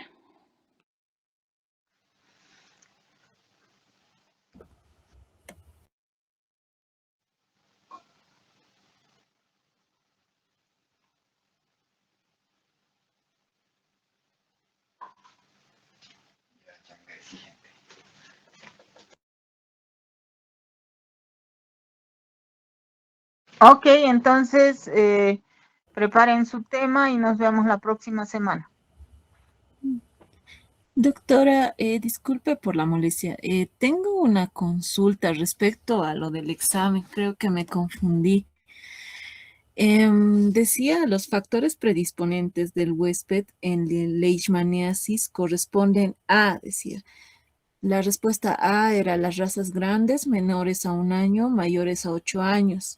La B decía animales inmunodeprimidos. La tercera decía A y B. Y la cuarta decía ninguno. ¿Cuál era la respuesta correcta? Porque yo lo puse A y B y me marcó falso. Ya. A veces yo hago ese tipo de preguntas, un poco para evitar, obviamente, que se vayan copiando, ¿no? Son un poco memorísticos, no hago muchos por eso. Hay terminologías que se manejan. Por ejemplo, huésped se dice cuando estamos haciendo un estudio epidemiológico en humanos y hospedero es en animales. Entonces la respuesta era ninguna. Ah, ya, muchas gracias, doctora. Ujú. Así como les decía en algún momento, epidemiología, por ejemplo, es un término que se maneja en humanos. En veterinaria debería ser epidemiología veterinaria y episodiología más para animales silvestres, ¿no? Entonces hay a veces alguna terminología que en algún momento no es tan relevante, pero a veces es necesario conocer esas diferencias. Y esa era la respuesta. Muchas gracias, doctora. Doctora, doctora, Adelante. no tenía buena señal, pero tal vez con mi compañero lo hicimos tipo de la exposición, tal vez podría explicarlo así algo corto, porque también de nosotros desde la fasciola y como lo dijo, las formas de transmisión ya lo conocemos bastante, entonces tal vez con factores estresantes podría explicarlo algo. Adelante, adelante. Ya, doctor. Con mi compañero tomamos varios puntos, pero bueno, lo voy a hacer un poco corto. Algunos factores factores estresantes en matadero serían uno, el transporte inadecuado, ya que estos animales realizan viajes muy largos. También la falta de agua, esa falta de agua y alimento les causa estrés en el momento del transporte. Ese exceso de animales en el camión, eh, esas temperaturas externas, movimientos bruscos en lo que es el traslado. El 2, tomamos lo que es el manejo brusco del animal.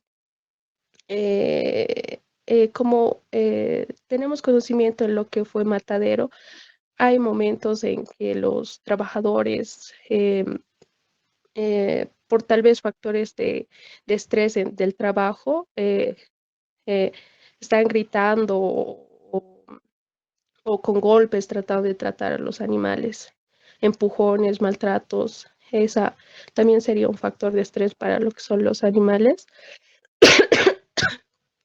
La mezcla también, el punto 3 sería la mezcla con animales desconocidos, o sea que juntan a diferentes, como vienen de diferentes lugares los animales, tanto del altiplano como del oriente, juntan a lo que son los animales de diferentes lugares, por decir, en el mismo corral donde los mantienen por un periodo de tiempo. Entonces, eso hace que los animales se estresen. El punto 4, el ayuno prolongado, como ya lo dije, en cuanto es el transporte. Las horas que estos deberían de estar sin alimento también sería un factor de estrés, pero es como que algo que lo hacen, o sea, no deberían de comer antes de entrar al matadero, pero sería un factor estresante también. Otro punto, las condiciones ambientales. Las temperaturas muy altas en cuanto a animales y las temperaturas muy bajas, así animales que vienen de diferentes partes. Por ejemplo, a temperaturas ahora de La Paz que son muy bajas, causaría mucho estrés a animales del oriente o que vienen de lugares cálidos. Otro punto, el ruido excesivo. También sería un factor de estrés para estos animales que van a lo que es el matadero. Y por último, los métodos inadecuados de insensibilización. Si a lo que vimos en Matadero con mi compañero en la primera vez que fuimos es que no lo aturdían correctamente y los otros animales lo veían. Yo pienso que eso está un poco mal, ya que causa estrés en los animales al momento del faeneo. Eso sería, doctora.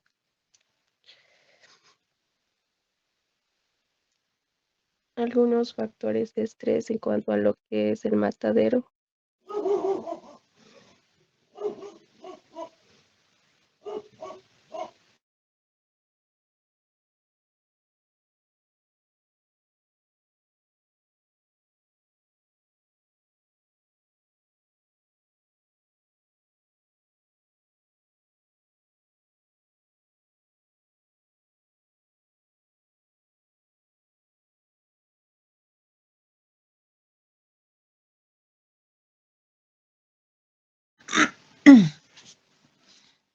Belinda, sí, la prensa te consultaría en este momento cuando los animales están en los bloqueos. ¿Cuál sería la repercusión? A los animales que están en lo que es